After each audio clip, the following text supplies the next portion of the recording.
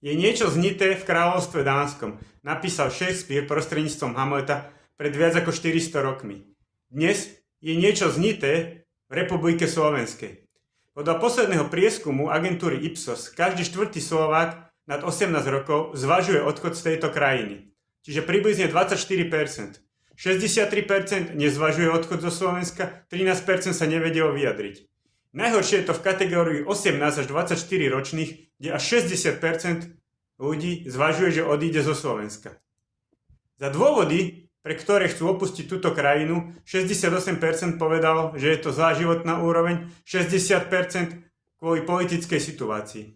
Podľa posledného prieskumu Eurobarometru je Slovensko tretie najhoršie v tom, ako ľudia vnímajú fungovanie demokracie. Na Slovensku až 62% ľudí hovorí, že demokracia nefunguje, ako by si predstavovali.